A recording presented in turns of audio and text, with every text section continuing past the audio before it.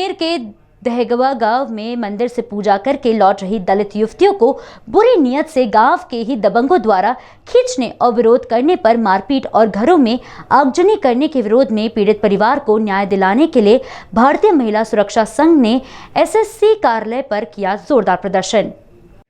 विगत दिनों थाना जगनेर के गांव दहंगवा जगनेर खैरागढ़ तहसील में गांव की दलित समाज की युवती सत्यवती मंदिर से पूजा करके लौट रही थी कि गांव के ही ठाकुर समाज के भगवान सिंह आकाश विकास ने नरेश की पुत्री सत्यवती को बुरी नीयत से पकड़कर खींचने की कोशिश की तो युवती ने अपने बचाव में चीख पुकार मचा दी। शोर शराबे की आवाज़ सुन के सत्यवती के घर वाले जब मौके पर पहुंचे और बेटी को बचाने की कोशिश की तो आरोपियों ने सत्यवती के घर वालों पर जानलेवा हमला कर दिया, जिससे सत्यवती, मालती और मांगीलाल के गंभीर चोटें आई हैं।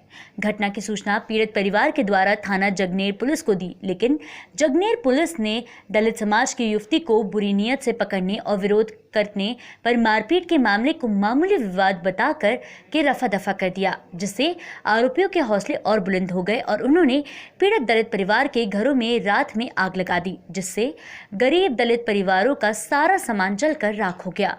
आगजनी की घटना पर पीड़ित परिवार चीखते और चिल्लाते रहे, लेकिन किसी भी व्यक्ति के द्वारा आग बुझाने की कोशिश नहीं की गई। जब घटना और गंभीर हुई तो आरोपियों ने स्वास्थ्य विभाग पर दबाव बनाकर गंभीर रूप से घायल दलित लोगों को हॉस्पिटल में एडमिट ही नहीं होने दिया। लेकिन जैसे ही इस घटना की जानकारी सोशल मीडिया के माध्यम से दलित संगठनों को हुई तो उनमें आक्रोश व्याप्त हो गया और उन्होंने घटना को पुलिस और प्रशासन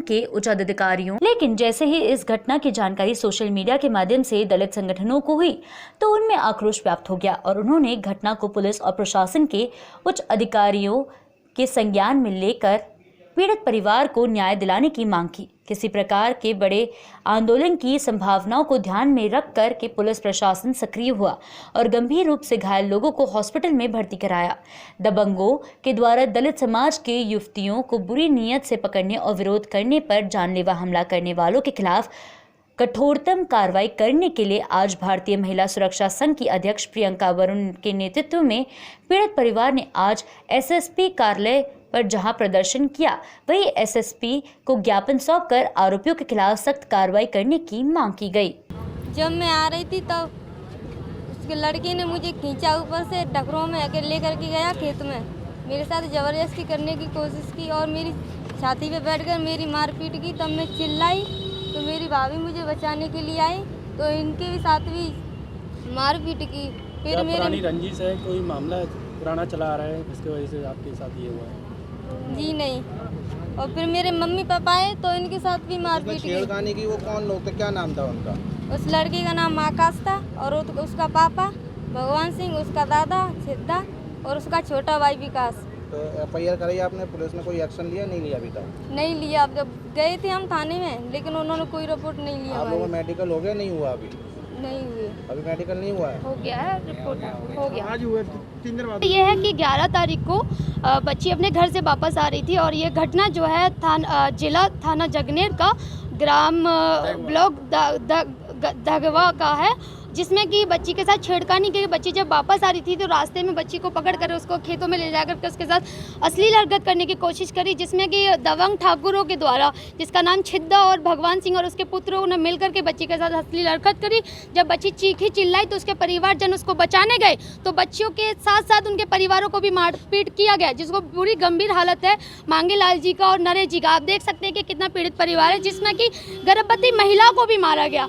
जब से भारतीय जनता पार्टी सरकार देश और प्रदेश में आई है, वो ये कहती है कि महिलाओं के साथ उत्पीड़न नहीं हो रहा है। क्या ये बेटी बचाओ बेटी बढ़ाने का नारा ये है कि हम देख सकते हैं कि बच्चियों के साथ यहाँ दिन दहाड़े घटनाएं हो रही है। 11 तारीख का मामला आज फिर आया जी, 11 तारीख का मामला है और आज हम फिर यहाँ पे हैं एसएसपी जी के संज्ञान में, लेकिन कोई भी कार्रवाई नहीं हो रहा है।